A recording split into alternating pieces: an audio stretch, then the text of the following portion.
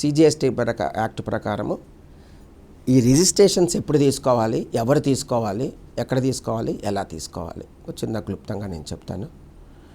GST registration అనేది చాప్టర్లో sections వచ్చేసరికి 22 నుంచి 38 లోపల సెక్షన్స్, రూల్స్ వచ్చేసరికి రూల్ 8 నుంచి 30 వరకు ఈ జిఎస్టీ రూల్స్ ఉంటాయి. ఈ సెక్షన్స్ ఏంటంటే జనరల్గా దీని మీద ప్రిస్క్రైబ్డ్ దాన్ని ఎలా చేయాలి ఏంటి అనేది సెక్షన్స్ జనరల్గా చెప్తూ ఉంటాం. అలాగే రూల్స్ వచ్చేసరికి దానికి ఫామ్స్, ప్రిస్క్రైబ్డ్ ఫామ్స్, దాని సిజిఎస్టీలో ఉన్న ఫామ్స్, దాన్ని ఎలా ఫిల్ చేయాలి ఏంటి, ప్రొసీజర్స్ ఎట్లా, ప్రొసీడింగ్స్ ఎట్లా అనేది రూల్స్లో చెప్తూ ఉంటారు. సపోజ్ నేను ఒక ఎంటర్ప్రీనర్ నా దగ్గరకు వచ్చినప్పుడు దాని మీద సార్ నాకు ఇలా ఒక జిఎస్టీ రిజిస్ట్రేషన్ కావాలి, తీసుకోవాలా లేదా అనేది నాకు డౌట్గా ఉంది, మరి మీరు ఏంటంటే అడుగుతారు, నా దగ్గరికి వస్తారు, రెగ్యులర్గా వస్తూ ఉంటారు, దానికి రిజిస్ట్రేషన్ తీసుకోలేదని నేను అడ్వైజ్ చేస్తూ ఉంటాను. సపోజ్ ఫ్రెష్ వాలంటరీగా నేను ఒక రిజిస్ట్రేషన్ తీసుకోవాలి సార్, నేను ఇప్పుడు బిజినెస్ స్టార్ట్ చేయాలనుకుంటున్నాను, రిజిస్ట్రేషన్ లేదే నాకు కాంట్రాక్ట్స్ రావు, అట్లాగే నాకు వర్క్స్ కూడా ఇవ్వని అంటున్నారు గవర్నమెంట్, కానీ అక్కడ రిజిస్టర్ చేయాలన్నా కూడా వెండర్ రిజిస్ట్రేషన్ చేయాలన్నా కూడా రిజిస్ట్రేషన్ మ్యాండేటరీ అంటున్నారు, కానీ నాకు టర్న్ ఓవర్ లేదు, ఏంటి మరి రిజిస్ట్రేషన్ చేసుకోవాలా లేదా అనేది నాకు సందేహంగా ఉందని ఒక క్వశ్చన్ వేయడం జరిగింది. దీని మీద క్లుప్తంగా 1 నిమిషం 2 నిమిషాలు చెప్తాను. ఒక బిజినెస్ మ్యాన్ ఒక వర్క్స్ కాంట్రాక్ట్ ఏదో ఎగ్జిక్యూషన్ చేయాలి, గవర్నమెంట్ ఎగ్జిక్యూషన్ చేయాలి, నేను వెండర్ రిజిస్ట్రేషన్ చేసుకోవాలన్నప్పుడు వాళ్ళు ప్రిస్క్రైబ్డ్ వాళ్ళకి ఈ కంప్లైన్సెస్, నాకు ఈ ఫామ్స్ కావాలి, ఈ రిజిస్ట్రేషన్స్ కావాలి, ఎస్టాబ్లిష్మెంట్ లైసెన్స్ కావాలి, లేకపోతే జిఎస్టీ రిజిస్ట్రేషన్ కావాలి అని చెప్తూ ఉంటారు. సార్ నా దగ్గరకు వచ్చారు, జిఎస్టీ రిజిస్ట్రేషన్ బలానా ఎంటర్ప్రీనర్ రిజిస్ట్రేషన్ తీసుకోవాలని వచ్చారు. వచ్చినప్పుడు మరి రిజిస్ట్రేషన్ చేయాలి అన్నప్పుడు ఏం చేయాలి? Voluntary registration. దీనిలో ఏంటంటే వాలంటరీ రిజిస్ట్రేషన్ ఉంటుంది, టర్న్ ఓవర్ ఎక్సీడ్ అయినప్పుడు ఒక రిజిస్ట్రేషన్ ఉంటుంది, కంపల్సరీ రిజిస్ట్రేషన్ అంటారు వాటిని, ఏమంటారు కంపల్సరీ రిజిస్ట్రేషన్. ఇప్పుడు ఈ రిజిస్ట్రేషన్లో వాలంటరీ రిజిస్ట్రేషన్ వచ్చినప్పుడు అసలు ఏం తీసుకోవాలి, ఏ డాక్యుమెంట్స్ తీసుకోవాలి?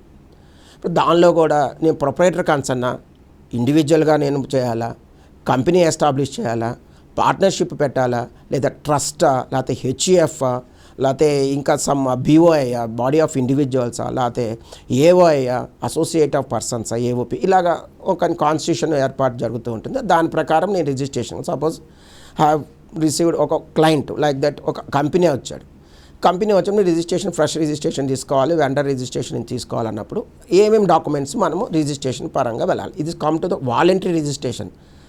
కంపల్సరీ రిజిస్ట్రేషన్ వేరు, వాలంటరీ రిజిస్ట్రేషన్. వాలంటరీ అంటే దానికి థ్రెషోల్డ్ అనేది ఏముండదు. ఇప్పుడు థ్రెషోల్డ్ లిమిట్ ఏమి ఇచ్చారంటే అప్ టు 20 lakhs వరకు మనకు రిజిస్ట్రేషన్ అవసరం లేదు.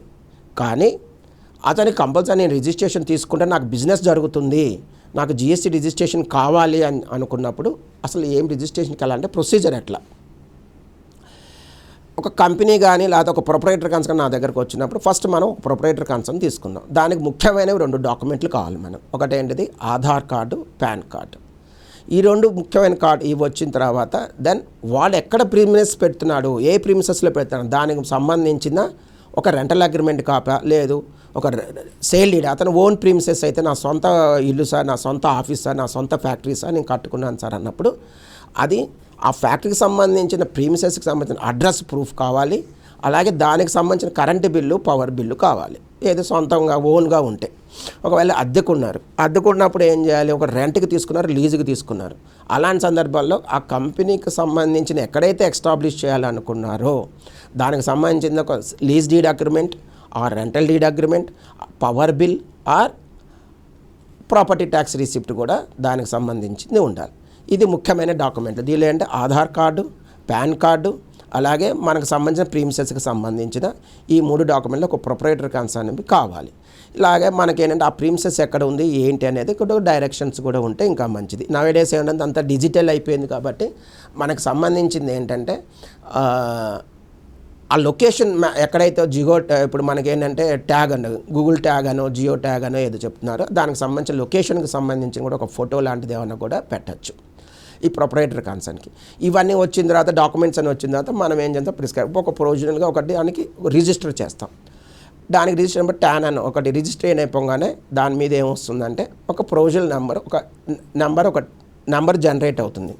ఆ నెంబర్ జనరేట్ అయినప్పుడు దాని లాగిన్ క్రెడెన్షియల్స్గా తీసుకొని మనం ఏం చేయాలంటే మనకున్న సపోర్ట్ డాక్యుమెంట్స్ అన్నీ కూడా ఆ REG01 అని ఉంటుంది. REG01లో మీరు అప్లోడ్ చేయాలి. ఇవన్నీ రూల్స్లో రాస్తాడు.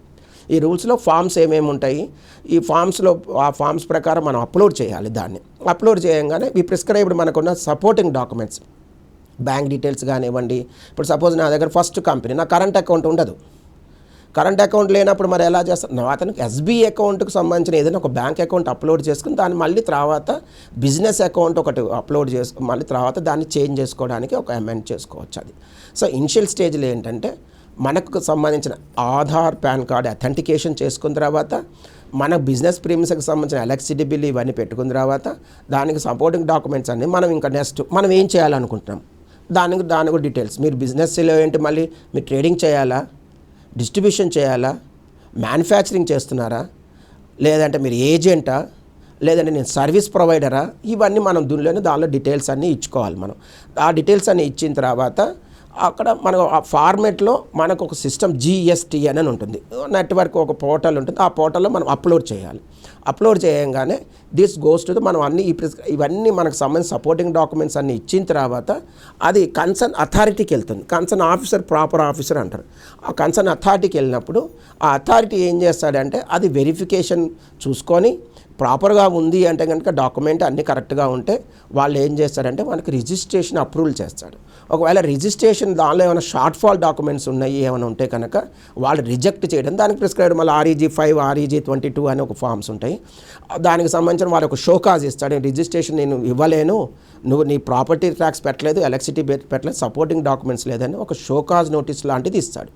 ఇచ్చినప్పుడు మనం ఏం చేస్తామంటే దానికి మళ్ళీ proper reply with in the prescribed time, అన్నిటికీ టైము ఫామ్స్ ఉంటాయి. ఆ టైం ప్రకారం మళ్ళీ మనం అప్లోడ్ చేసుకున్న తర్వాత మళ్ళీ వాళ్ళు కన్సర్న్ ఆఫీసర్ దగ్గరికి వెళ్తుందిగా, ప్రాపర్ ఆఫీసర్ దగ్గరికి వెళ్ళినప్పుడు అతను ఏం చేస్తారు, మళ్ళీ రీవెరిఫికేషన్ చేసిన తర్వాత మళ్ళీ in the discrepancy of the power of the officer వాళ్ళు ఏం చేస్తారంటే అప్రూవ్ చేయాలా, రిజెక్ట్ చేయాలని వాళ్ళ పర్వీలో ఉంటుంది. కాబట్టి రిజెక్ట్ చేయకుండా మనం ఏం చేయాలంటే we have to follow up the concern option follow up చేసుకొని టు గివ్ ద వాళ్ళు ఇచ్చినప్పుడు షోకాజ్లోనే ఒకవేళ ఫిజికల్ PH ఏమని ఇస్తే వెళ్ళి మనం ఎక్స్ప్లెయిన్ చేసుకొని తర్వాత దాని డాక్యుమెంట్స్ అన్ని ప్రాపర్గా సబ్మిషన్ చేసుకున్న తర్వాత రిప్లైలు వచ్చిన తర్వాత అప్రూవ్ అయిపోతే ఫర్దర్గా he can do the registration అయితే ఒక GST నెంబర్ అని మనకు వస్తుంది.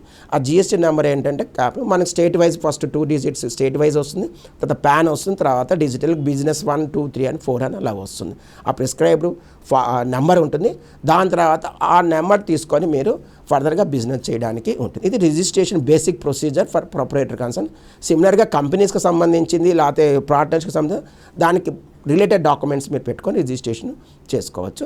దీని ప్రొసీజర్ ఎలాబరేట్గా చెప్పాలంటే మినిమం ఒక 45 minutes to 1 hour పడుతుంది. ఇది క్లుప్తంగా ఈరోజు రిజిస్ట్రేషన్ గురించి చెప్పడం జరుగుతుంది. Thank you very much.